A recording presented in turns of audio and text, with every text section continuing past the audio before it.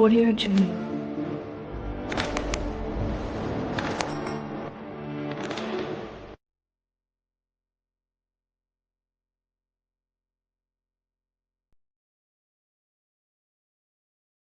This is Shakthi and this is Ashwini. We are the hosts for today's podcast. Today we have our resource person, Mr. Mark, who is doing his PhD in the English language teaching. Can you explain us what inspired you to pursue a PhD, sir? One of the main reasons why I pursued my PhD is good professors. They inspired me to do research and to even have a very fulfilling career. So yes, my professors have been the cause for me to do my PhD. How did you determine the right topic for your doctoral study, sir? Oh, well, when it came to the preparation of my proposal for the research, for my research proposal, there were many areas that interested me, and in English language teaching you have various areas like assessment, material production, classroom management, so many areas, of which I was inspired to take a particular item, that is the internet meme. And I took that because I wanted to take an idea that would go well with the students as well. So I took an idea that inspired me and hopefully inspires everyone else. Can I know more about your specific research area? So I am working for a PhD in English language teaching, specializing in creating materials using internet memes. So what I'm trying to do is I'm trying to incorporate internet memes for classroom purposes, wherein I utilize memes, the comedy of the memes, the humor, the aspects of humor found in memes, to create lessons that will engage students and even help them break down difficult concepts. So with the help of a meme, we'll definitely be able to share the idea and complex concepts and grammar, complex concepts with maybe big definitions could be broken down with the humor of a meme. Okay. Can you explain how important is choosing the right supervisor for your doctoral study, sir? I think that is the cornerstone of your research. If you get a good guide, you get everything else right.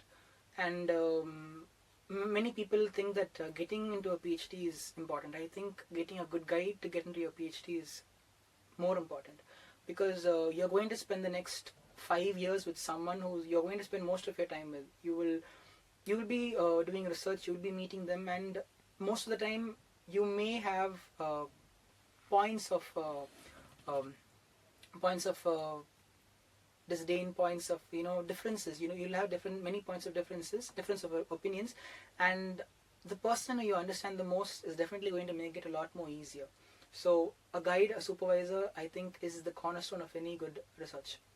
I would also like to know what is the general procedure for applying for a PhD program.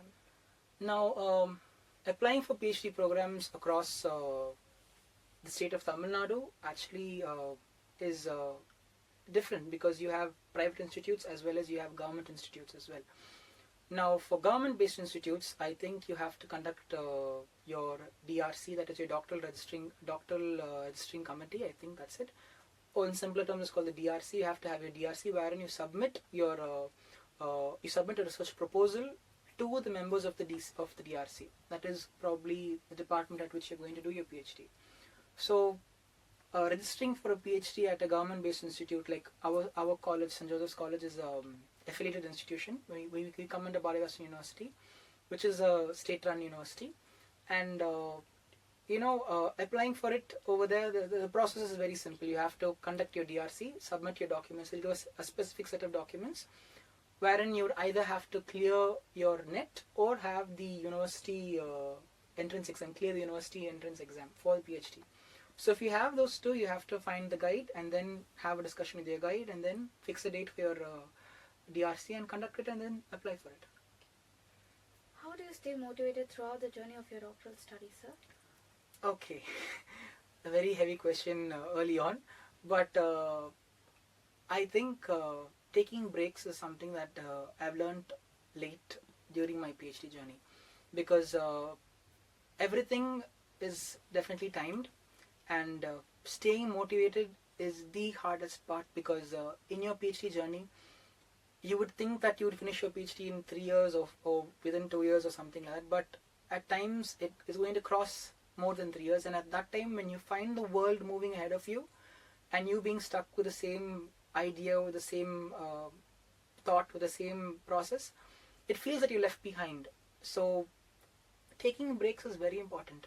Taking breaks and having a group of friends who will, push you to realize that you have to just take one step at a time, and to even appreciate the small wins that you get on your journey. It could even mean reading a single paper in a day, because sometimes when you lack that motivation, you don't want to sit and continue doing research. You feel like it's hopeless. You'll feel like there's nothing left to be done.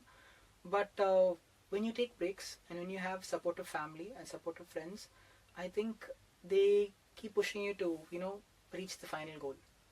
Sir, I also like to know about the importance of collaboration in doctoral study. Now, this is a very important question that I'd like to answer, because networking is key for any future scholar. Because when you collaborate, it could be in the form of papers, it could be in the form of poster making, it could be in the form of writing or presenting papers or writing papers. When you get to do that with people you like or with people you share thoughts with, you also get to present it at important conferences where you meet the same people who have the same ideas. So they in turn will help you gain more connections, will help you gain more material, will help you importantly gain more perspective. So collaboration is key. It's a very central philosophy to research. Sir, what's the role of literature review in doctoral study, and how would you approach this step? Okay, so a literature review is like the DNA strand in a research. Literature reviews are like the building blocks of your entire idea. So a literature review helps you determine, or rather find that research gap in your area of research. Like for example, when you have a particular research area which you're currently focusing in, when you are approaching that, you have to read a lot of other previous work that has spoken about it. When you read and you know more about it, you get to answer a lot of questions that you may have thought, or you may even find new insight to. Once you answer that, you will get to a point wherein there will be a sort of a lack or sort of an area that will provide a push for you to work in. So a literature review helps you in finding out the research gap that will actually be part of your major study. So a literature review is, like I said, the DNA of a research itself. So the literature review helps in identifying that gap and presenting all previous thought about what other people have said about the same area, because research is standing on the shoulders of giants.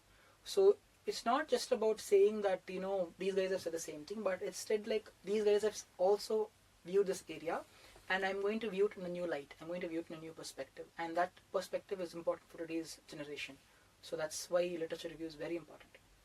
Sir, I would like to know what suggestions or tips you would like to give for the students who are applying for PhD program. Well, the first and major advice I would give anyone for applying for a PhD program is to, one, importantly, have financial stability, because if you do not have a stipend or a sort of fellowship that to help you during your PhD journey, or supportive parents who are going to support you and fund your PhD journey, because for the next 3 years or 5 years you're going to be without a job and you're going to be full-fledged in studying. So we are in an Indian society. People are going to ask many illegitimate questions or illogical questions, like when are you going to go to work, or when are you going to settle down, and all those questions. But research has no timeline. Research depends on how hard you work and how much effort you put into finishing it as much as possible. But at times it's not going to happen. There is going to be that lack. There's going to be that that dip wherein you have to take that time to finish it. So my first advice would be to be financially independent, or please work hard towards clearing a GRF or getting a stipend. So a tip of getting a stipend: please approach private institutions like VIT, or very good institutions of eminence like NIT, IIT. When you apply for a PhD there, it is mandatory that they give you a stipend. And if you want to apply in any other institutes, affiliated institutes, please try to work towards clearing your GRF, so that you will have your own financial support to take you through the journey. What resources or support systems that you consider that most valuable throughout your PhD journey, sir? Okay, so I think that's a two-pronged question. The first question is resources. I would say get a good laptop, because I don't think we'll be able to actually keep printing material and reading. So if you get a good laptop, you'll be able to collect your material, read your PDFs online, use the material that is there. And I think the most underrated thing that I've learned in the long run is documentation. So keep documenting how much work you finished, how much work you have to do. Like, have a timeline, have a sort of timetable, and a list of, like a to-do list as to, okay, today I'm going to read this, I'm going to read 5 papers, I'm going to finish this, and I'm going to document this. So I think documentation is something very important when it comes to having, utilizing the resources that you have. Second, support systems. I would repeat myself again when I say have very good friends who are there to support you. It can be people who are doing the PhD with you, or it could be your parents or your loved ones, the other friends from outside. They definitely make life, the burden a little lighter, because they tend to keep motivating you and helping you get to the final track. How do you keep yourself organized, and how do you manage time throughout your PhD program?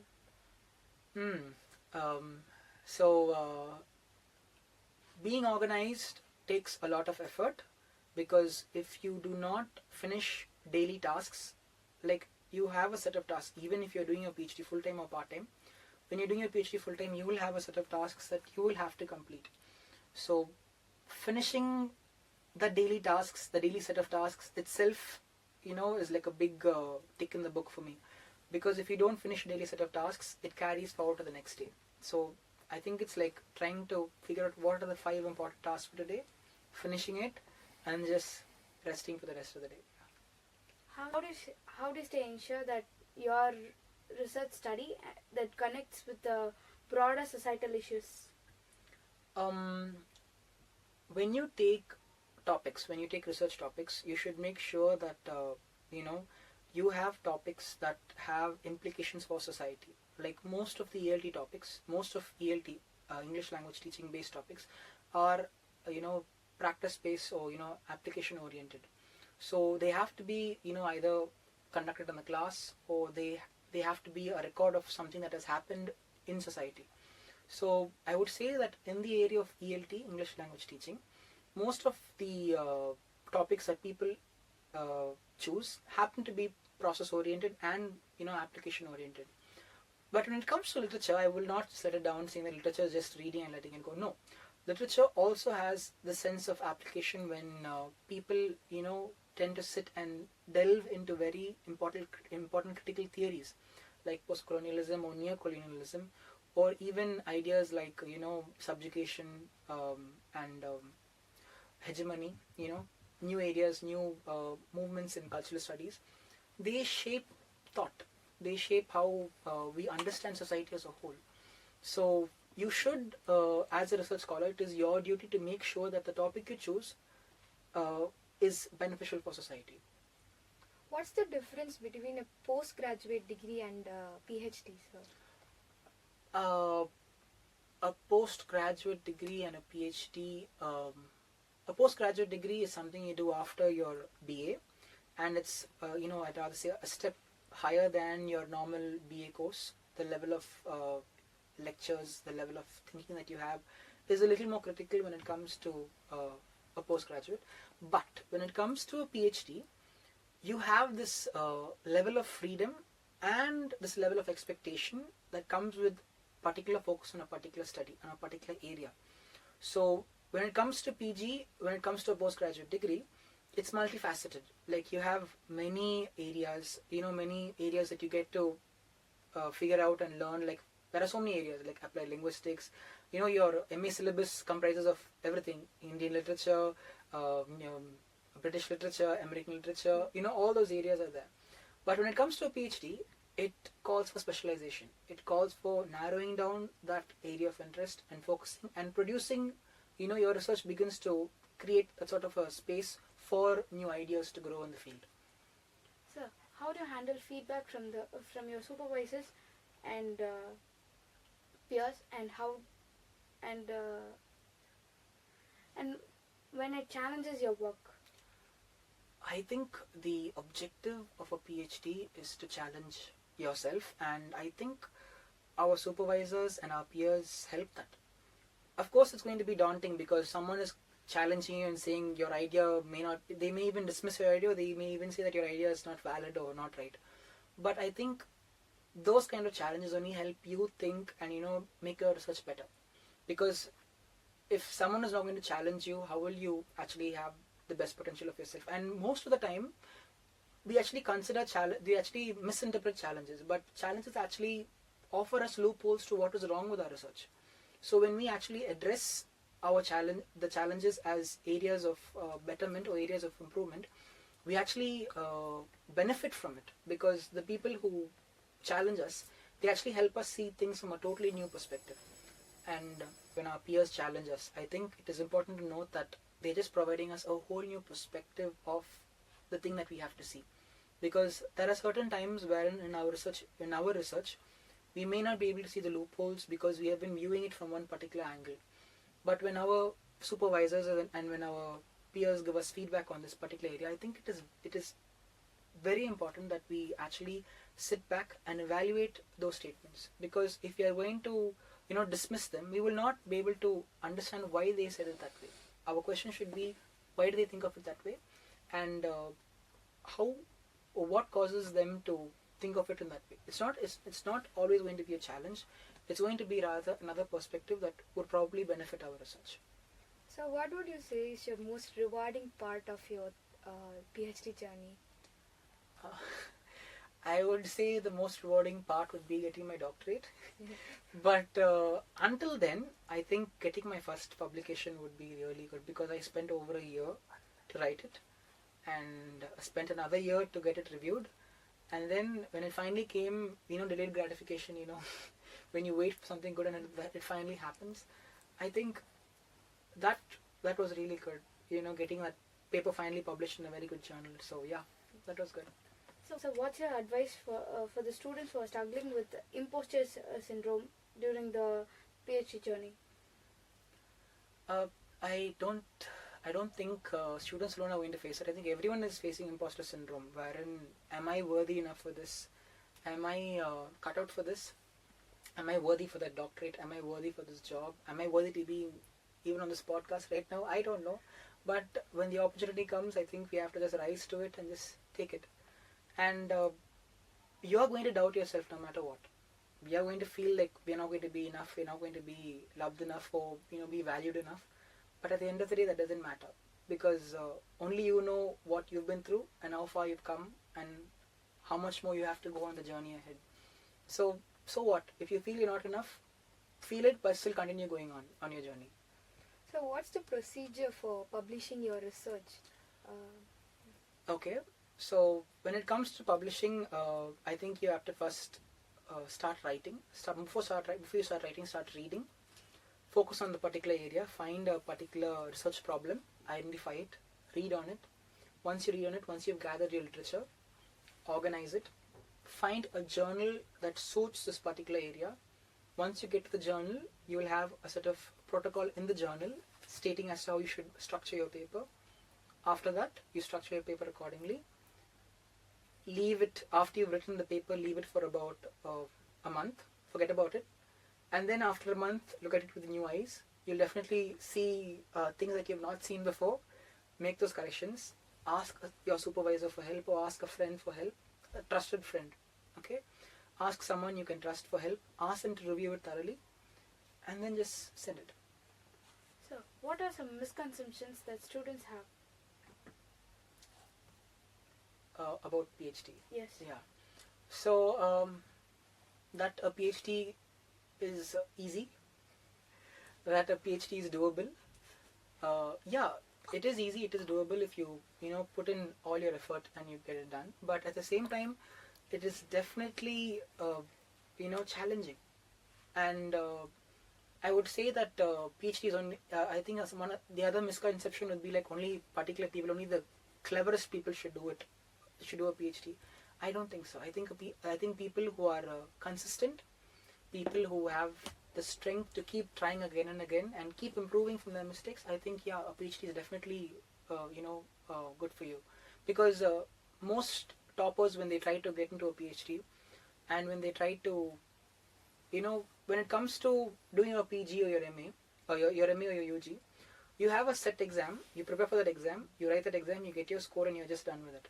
But when it comes to a PhD, you have to get up every day, get back to your reading, get back to your research. Your papers which you write may get rejected.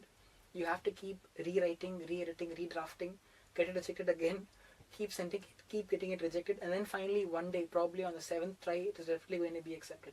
So I don't think, the most clever students are going to be cut out for PhD, because everyone is going to get disappointed. But I think even average students who are consistently working towards getting better, if they definitely work towards it, they can definitely be a very good doctoral scholar. I would like to know what your challenges that you faced at the beginning of your PhD program. Okay. Some of the major challenges I faced during my PhD program at the start was reading, because if I'm being honest, as a UG student or as a PG student, you tend to read something and you tend to only happen to have that particular perspective. You read something, you read it as face value, and then you just let it go. But when it comes to research, you have to read between the lines. You have to actually read and find for deeper meaning. Try to understand what the author is not trying to say. And when you actually understand what the author is not trying to say, and when you actually find that inherent meaning, you actually, get to the bottom of what is the major problem. So I think unlearning some of my techniques which I had been using to get good marks in my MA, I think unlearning all those techniques, and relearning and learning to be patient with myself, and learning to take one step at a time and read, reread, unread, reread again, and go and present. That I think has helped me a lot. Finally, what do you give advice, or do you suggest for a student who are in a verge of starting their PhD journey? If you want to quit after you start, it's okay. So that's something I wish someone told me, because a PhD does not define you. You define you. And if you feel like the PhD is much of a big burden, and if you want to quit midway, quit midway. It's not a big deal, because if you want to come back to your PhD, you can come back to it and even do it as well. But do something that makes you happy, and your PhD should motivate you to keep, doing it. So, if someone had to tell me, Mark, it's okay, you can start again, do it again, I would definitely done it again. But I'm just grateful I had people who told me, Mark, continue, Mark, you can do this, you can get to the bottom of it. So yeah, so I would say for people who are starting out on their PhD journeys, just start, and make sure you are financially stable to continue till the end. So Thank you for joining us today, sir. I think we learned a lot from you. Thank you, sir. Thank you. Thank you for having me. It's been an absolute honor to come and be a part of this. I just hope I answer questions that are to your liking, and which will definitely be helpful for you. Thank you. Thank you, sir. Thank you for joining with us. This is Shakthi, and this is Ashwini signing off from the Enzyme team.